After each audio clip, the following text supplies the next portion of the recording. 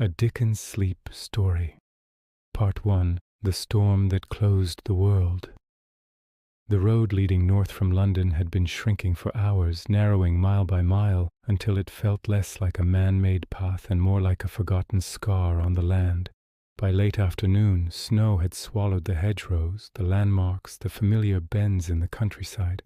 By nightfall, the storm had gathered itself into a single, relentless force, one with purpose, one with memory, one determined to scrape the earth clean of any trespassers still foolish enough to move across its back.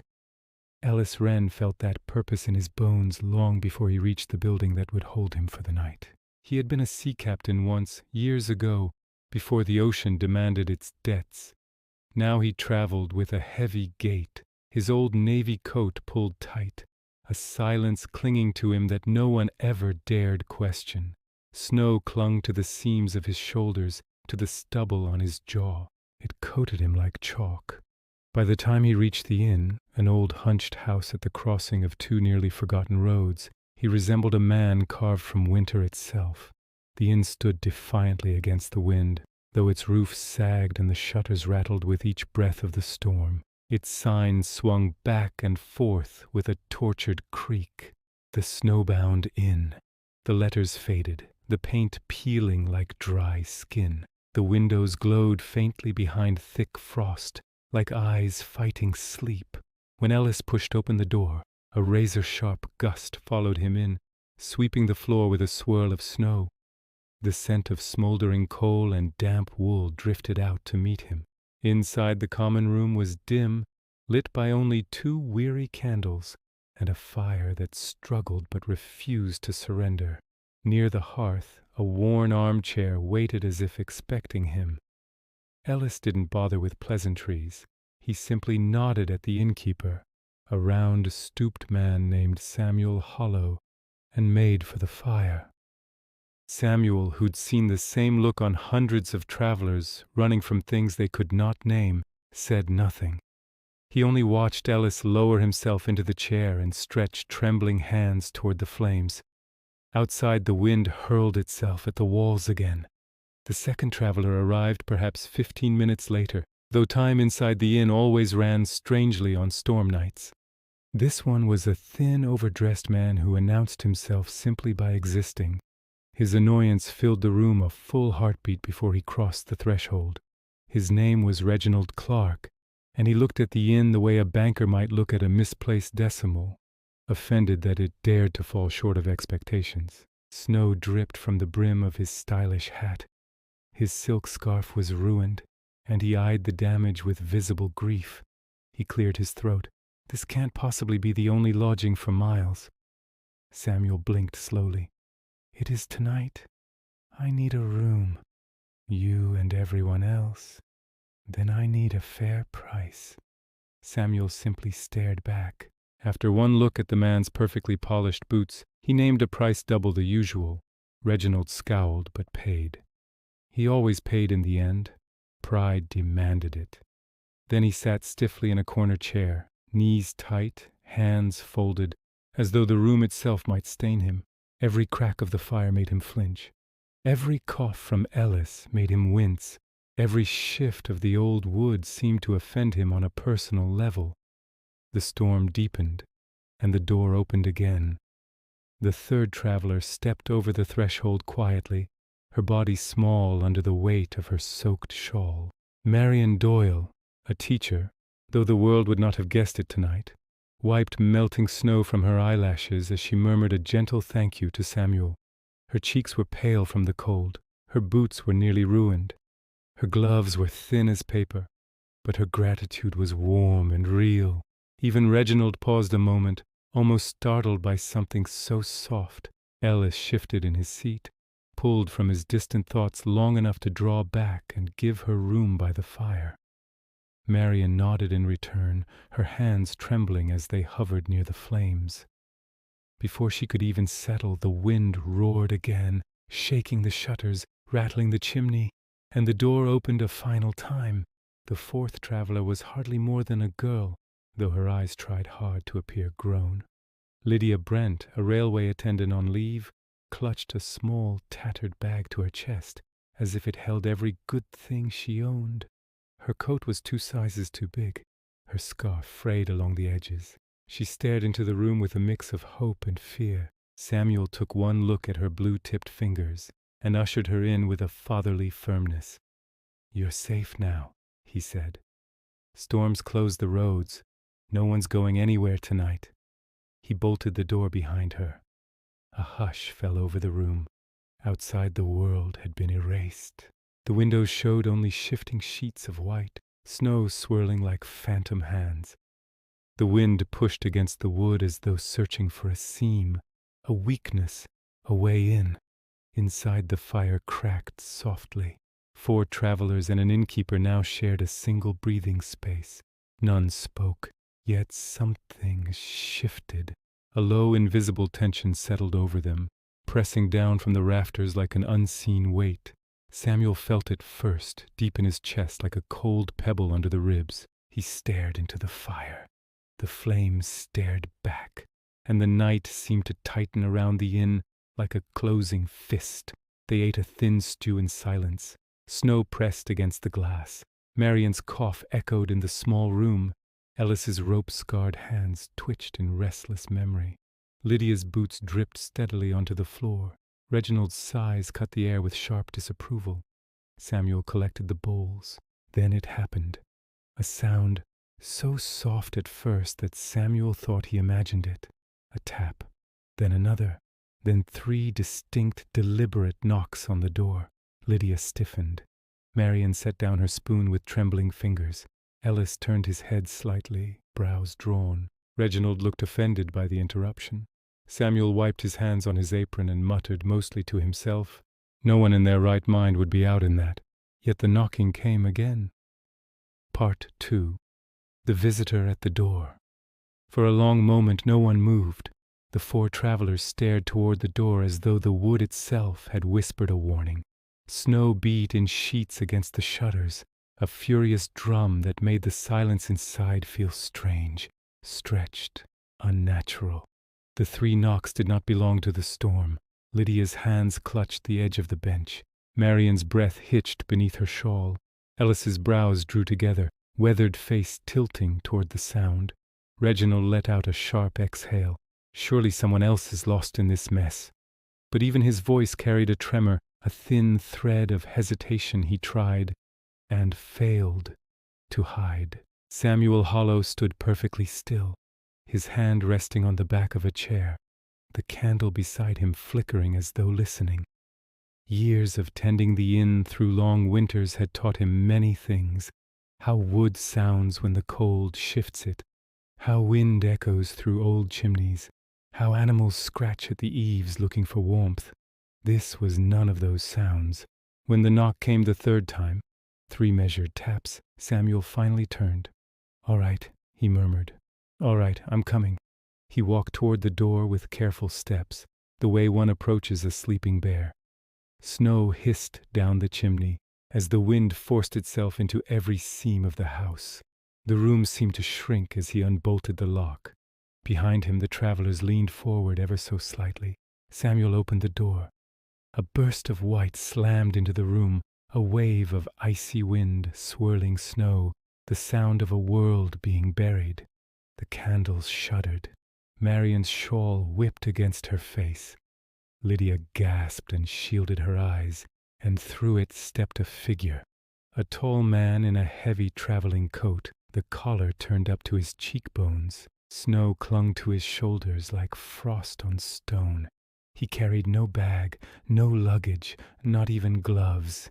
His hands were bare, pale and trembling faintly.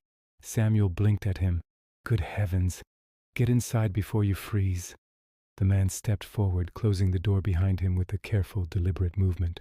The storm swallowed the sound of the latch. For a moment he simply stood there, eyes adjusting to the dim room. They were striking eyes, gray-blue, clear and unsettlingly calm, as if he were searching each face for something specific. "I apologize for the intrusion," he said at last. His voice was soft, lower than expected, with the practiced courtesy of someone accustomed to being listened to. The storm has taken the road. I hoped. He hesitated just slightly. I hoped there might be a place for me to wait out the night. Samuel nodded, already reaching for an extra stool. There's always room for one more in weather like this. Reginald shifted with disapproval. At this rate, we'll have to sleep standing. Ellis ignored him. Marian watched the new arrival with a quiet curiosity. Lydia's eyes flicked from his face to his trembling hands. The man thanked Samuel, took the offered seat near the fire, and extended his palms toward the flames. His fingers were long, elegant even, though stiff from the cold. Steam rose from the cuffs of his coat as they thawed. For the first time Samuel studied him properly. There was something unusual, not threatening, just unexpected. The coat was finely made but worn in strange places, as if he had traveled very far, farther than any of the others tonight. And beneath the polite calm, Samuel saw tension in his jaw, the kind worn by those who have outrun something they aren't ready to name. "What's your name, traveler?" Ellis asked quietly, surprising everyone. He rarely spoke first. The man looked up, eyes reflecting the firelight. "Jonathan Hale." Marian nodded politely. "You came far, Mr. Hale."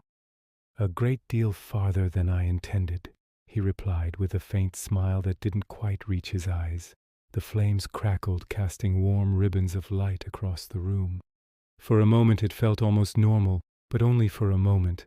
They began to talk, gently at first. Weather, roads, the unpredictability of travel this time of year. Marian mentioned her teaching position in Camden Town. Lydia shared that she worked the rails from Paddington, though she'd been sent home early for the holiday. Ellis spoke of distant harbors and ships long disassembled, his voice drifting like sea mist. Reginald contributed very little beyond complaints about the conditions and the excessive chill. Jonathan Hale remained mostly quiet, though he listened with an attentiveness that made each speaker feel strangely seen.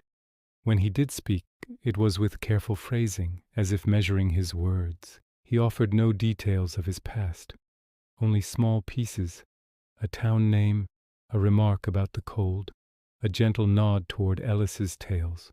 Samuel watched him from the corner of his eye. The innkeeper had long ago learned to read people. Travelers carried their stories in their shoulders, their boots, the way they held their breath when someone asked them a question they did not want to answer. Jonathan Hale carried something heavy, though he hid it behind politeness and calm focus. And though his coat steamed and his cheeks flushed with heat, the chill around him didn't seem to lift. "Mr. Hale," Marian asked eventually, "where were you headed before the storm turned you around?" He hesitated, just a breath, but enough for Samuel to catch. "I was on my way north," he said, "to visit someone I owe a debt." There was a silence, not the ordinary kind, not the way people fall quiet after a stranger's sentence. This silence had weight, a subtle shift that made Lydia glance toward Ellis without knowing why. Samuel cleared his throat. "Well, you're safe here now." Jonathan nodded. "Yes, for now." His gaze drifted to the bolted door. Outside, the storm roared with renewed fury. As the night deepened, the inn seemed to grow smaller still. The rafters groaned under the weight of snow. The wind pushed harder at the shutters. Flames flickered in spasms as though shivering. Samuel added coal to the fire, watching it catch with difficulty. "We'll have to make this last," he murmured. "Storm's likely to run till morning." Reginald scoffed. "Storms don't last forever." "Some do," Ellis said quietly, eyes fixed on the flames. Marian pulled her blanket tighter. "Let's hope this isn't one of those." Lydia glanced at Jonathan. "Where exactly were you when the storm forced you off the road?" He seemed to think for a moment. His answer was soft. "Not far, and yet far enough that it feels like another world already." Something in his tone made Samuel's skin prickle. A log cracked loudly in the fire, making everyone jump. Jonathan's eyes returned to the flame. "The thing about storms like this," he added, "is that they trap more than people. They trap moments, decisions, secrets we'd rather keep moving past." Reginald rolled his eyes. "How poetic." But Ellis watched Jonathan closely. Marian swallowed. Lydia twisted her hands in her lap. What Samuel felt wasn't fear yet, but it was close. Close in the way cold is close to frostbite. Hours passed. Conversation thinned. The fire dimmed. The inn settled into a strange, uneasy quiet, and with each gust of wind, the shadows along the ceiling seemed to stretch. Samuel brought out a single lantern and lit it with a long match. Its glow painted the walls a deeper gold, softening the tension, if only a little. Ellis eventually rose to stretch his legs, the stiffness in his joints audible. He moved toward the window, wiping a circle in the frost with his sleeve. "Can't see a foot out there," he muttered. Jonathan Hale turned slightly. Darkness hides many things, sometimes for the better. Reginald snorted. "Well, as long as it hides any more unexpected visitors, I suppose that's fine." Samuel froze at the words, because he had heard something again. Not knocking, not quite. A soft scrape, a breath of sound that didn't belong to the wind. Almost like a step. The innkeeper's heart thudded once, sharply. His eyes darted to the door. Marian's head lifted. "Did you hear?" Another sound, a drag of something heavy along packed snow. Ellis moved back from the window. Lydia wrapped her arms around herself. Reginald frowned, but this time there was no arrogance in it, only uncertain fear. Jonathan Hale slowly stood, his posture controlled, his expression carefully blank. He stepped toward the door but stopped a few feet short, as though approaching a familiar danger. Samuel whispered, "Storms trap secrets, you said." Jonathan did not look away from the door. "Yes," he murmured, "and sometimes storms bring them home." Outside something pressed softly against the wood. Not knocking, not scratching, a slow, deliberate push. The lantern flickered. The fire bent inward, flames pulling toward the shadows as if something on the other side of the door were drawing the warmth away. Samuel swallowed hard. "Stay back," he whispered to the travelers. But Jonathan Hale did not step back. He stepped forward. The wind ceased for a single heartbeat. Then a single knock, slow, measured, impossible to mistake. Someone or something wanted to come inside. Part 3. The second knock. The knock reverberated through the wooden frame, soft, deliberate, unmistakably human, but the way it landed carried something else beneath it. A faint echo that didn't belong to any natural sound. It was as though the storm itself paused to listen. Jonathan Hale didn't flinch. He simply stood there, shoulders straight, breath slow and controlled, as if he had been expecting this moment all along. Behind him, the others froze in place. Lydia instinctively reached for Marian's hand. Reginald straightened in his seat, his earlier bravado dissolving into a tight-lipped apprehension. Ellis's mouth pressed into a thin line, his sea-worn instincts telling him that something outside wasn't just lost. It was purposeful. Samuel Hollow felt a cold sweat form under his collar. Years of winter nights had taught him many lessons, but none prepared him for the strange, crawling unease now settling into the inn's beams and rafters. Another knock. 3 beats, steady, polite. The kind of knock one gives when one knows, absolutely knows, that the door will be opened. Jonathan finally turned his head towards Samuel, his voice soft but firm. "Let me open it." Samuel shook his head. "You're a guest, Mr. Hale. This is my responsibility." Jonathan's gaze held his a little too long, as though measuring whether the innkeeper truly understood what he was walking toward. At last, Jonathan nodded once. "Then do be cautious. Whoever is out there, they traveled far." Ellis muttered, "We all did." Jonathan's eyes flicked to him, a faint, sad acknowledgement. "Not quite like this." Samuel took a deep breath and approached the door. The lantern's glow trembled, shadows stretching along the floorboards like dark water. He lifted the latch slowly, deliberately. The inn felt as if it were holding its breath. He opened the door. A rush of snow swept inward, colder than before, sharp as needles against exposed skin. But this time the wind carried something else, a scent. Damp earth, pine. and something metallic beneath it, faint and unsettling. A figure stood just beyond the threshold. Not a tall traveler this time, not someone built to withstand the storm. It was a boy, no more than 12, wrapped in a thin coat several sizes too big. Snow crusted his hair and lashes. His gait was unsteady, as if he had walked for miles on unkind feet. His lips were blue, but his eyes were wide, alert, almost fever bright. Samuel blinked. "Good heavens, come inside, child." But the boy didn't move. He looked past Samuel directly into the inn, scanning each face with unnerving intensity. When his eyes landed on Jonathan, he flinched. Jonathan exhaled slowly, as though something inside him twisted. "Evan," he murmured. The boy froze. His breath hitched. His shoulders curled inward. You found the inn," Jonathan said gently, stepping forward. But Evan stepped back sharply, boots slipping on the packed snow.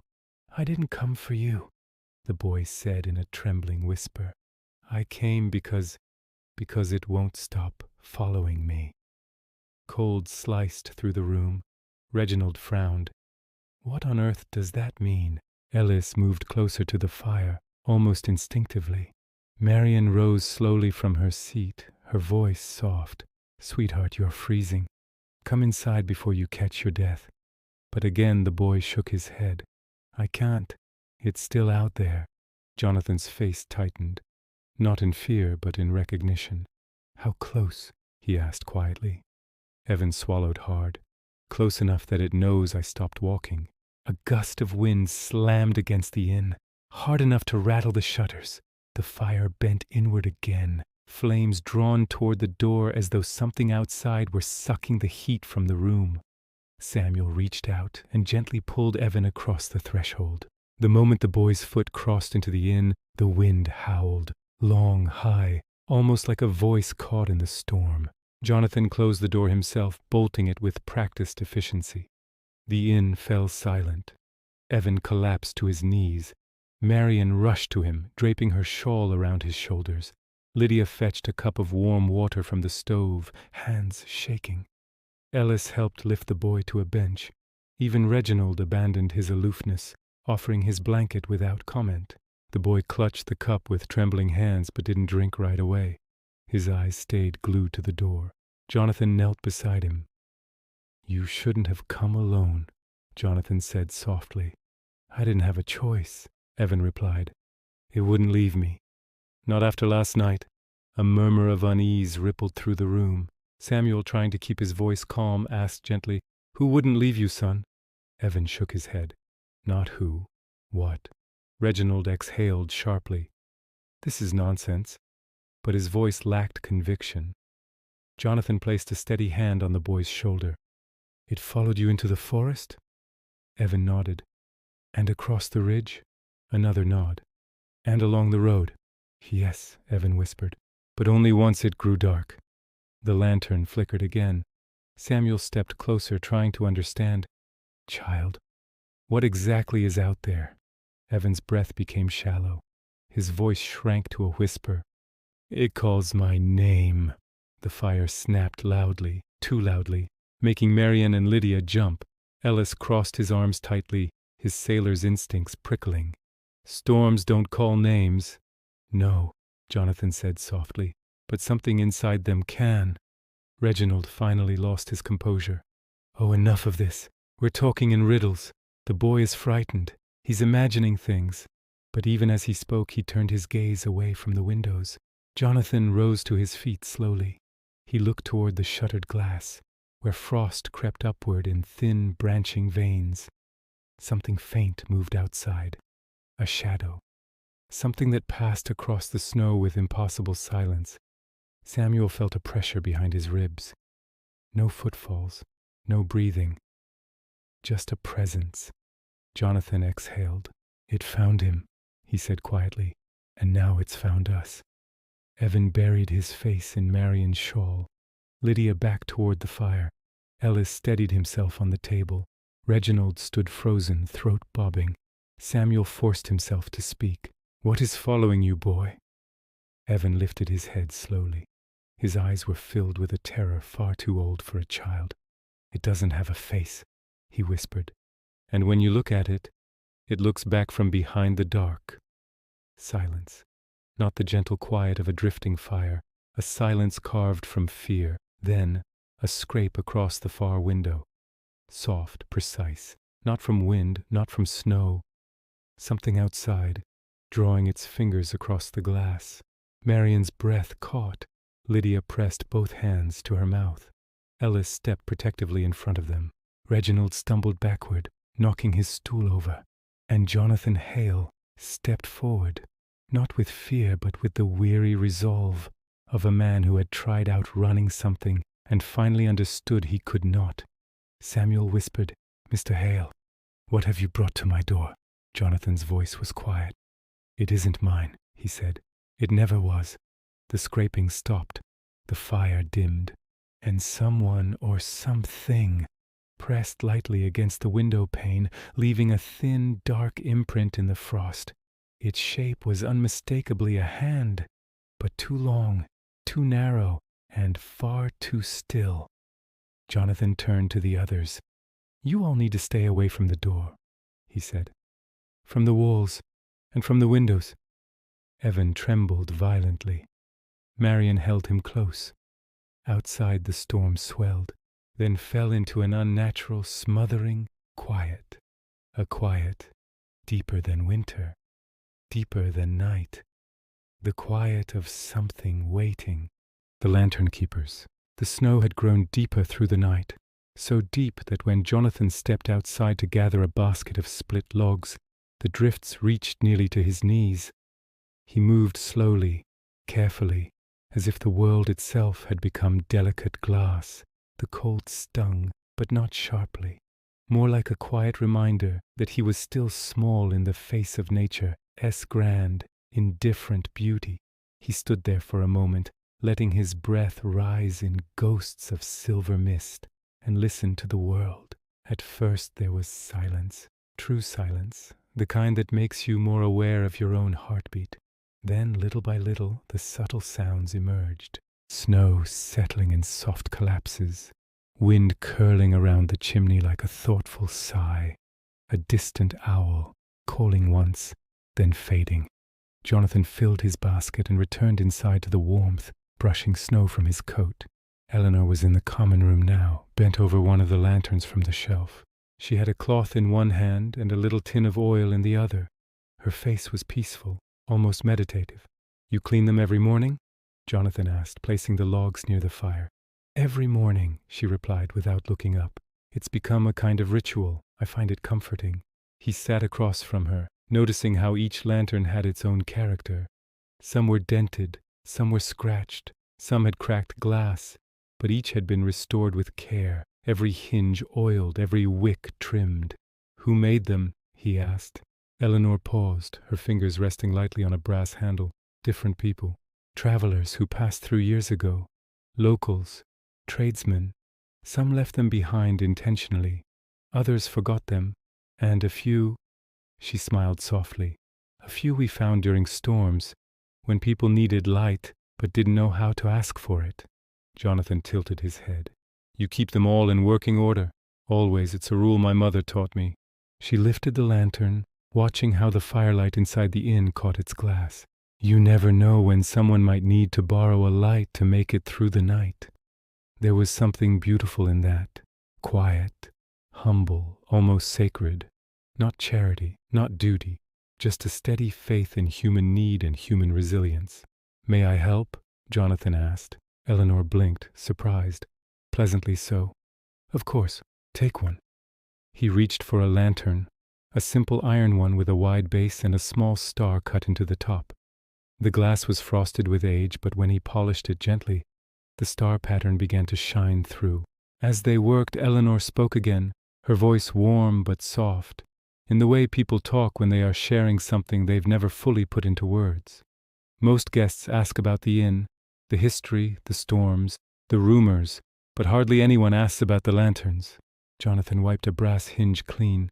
"I suppose most people don't notice them until the lights go out." "That's exactly it," she said. "Lanterns aren't made for perfect days. They're made for the hours when vision fails, when the path is unclear, when you can't trust your own eyes. Jonathan found himself stilling, listening more intently. I guess, he said quietly, everyone needs a guide sometimes. Eleanor lifted her eyes to his, calm, steady, understanding, even the people who think they don't. For a long moment neither spoke. The inn was hushed but alive, the crackle of the fire, the faint clink of metal, the distant thrum of wind against the shutters. Then Eleanor inhaled gently. Would you like to see something? It's a little tradition of ours. Jonathan nodded. She led him through a narrow hallway past the main dining room and toward a small wooden door he hadn't noticed before.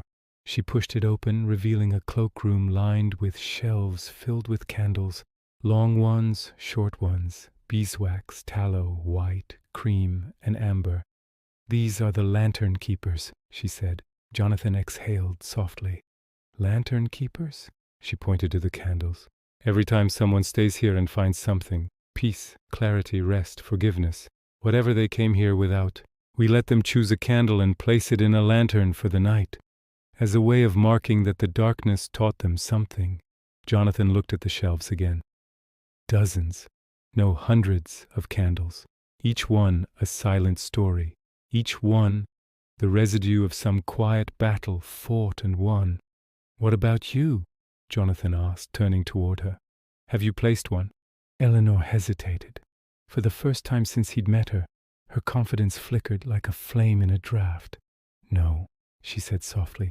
I haven't found my lesson yet. Jonathan could feel there was more. Not dramatic, not tragic, just something deeply human.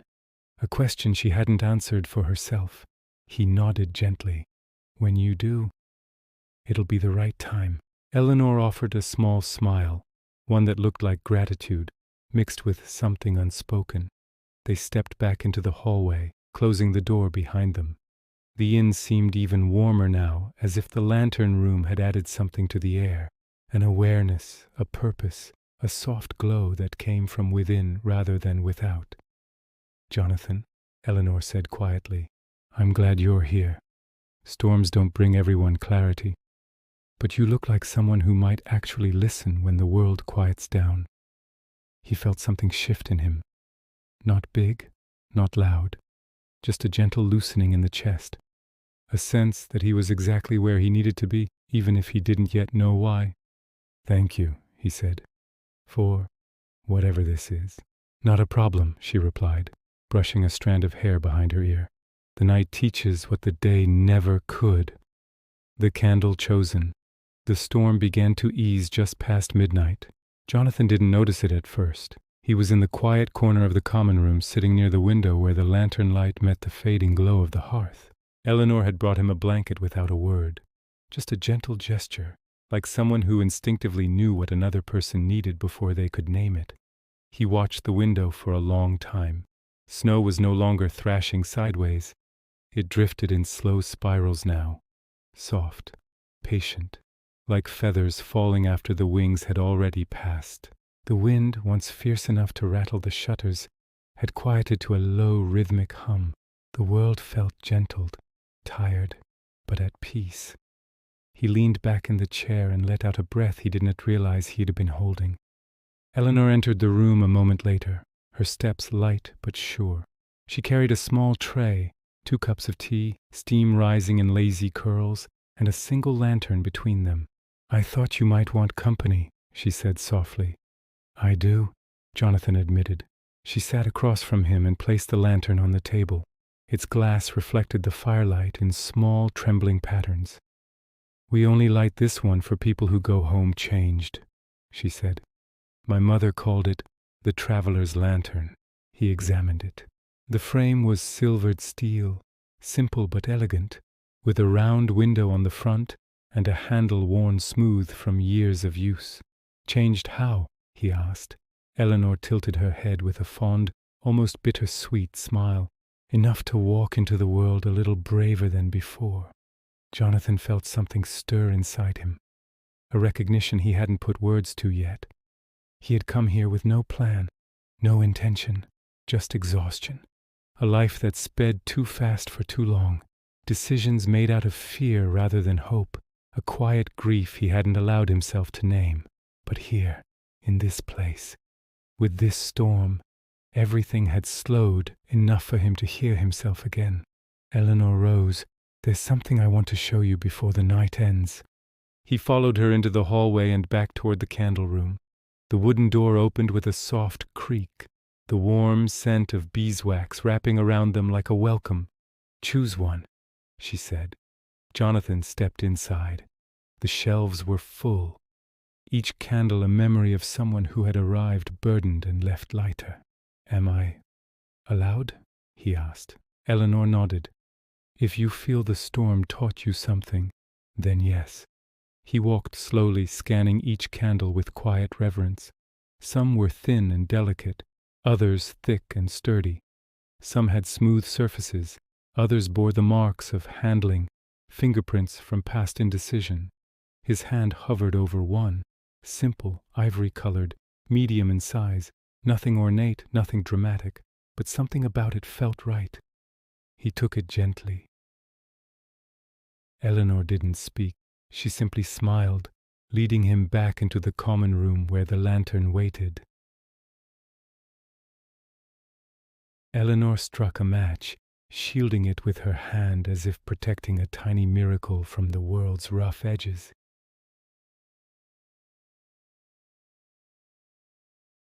Jonathan exhaled, long and slow, as if releasing something he'd carried too long. "What do you think the storm taught you?" Eleanor asked.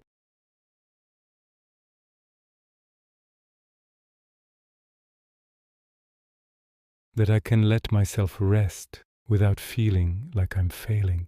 That maybe I don't have to walk alone all the time." Eleanor nodded, her expression warm and proud, as if seeing someone finally step out from behind their own shadow.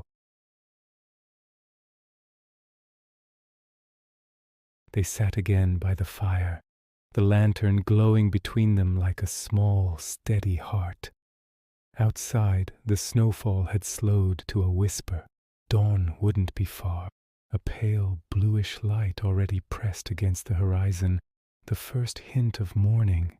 "You'll leave tomorrow," Eleanor said. It wasn't a question, just an understanding. "Yes," Jonathan replied. "But something in me will stay." She smiled softly. "That's what this place does." They fell into a gentle silence, warm and full. Not empty or sad, just quiet like the world holding its breath before sunrise. Jonathan watched the lantern flicker, the flame reflecting in Eleanor's eyes, for the first time in a long time. Ready to return, ready to continue, ready to live with a steadier heart. The storm had passed. The inn was glowing, and somewhere deep inside him a small light, new and fragile but fiercely alive, burned just as gently as the candle he had chosen. "Thank you," he said softly. Eleanor placed her hand over his, warm and steady. "Safe travels, Jonathan, and when the world grows heavy again." She nodded toward the lantern. The flame swayed as if bowing with the night's final breath, and the Snowbound Inn, keeper of storms and quiet miracles, settled into the deepest stillness, waiting patiently for its next weary traveler to arrive.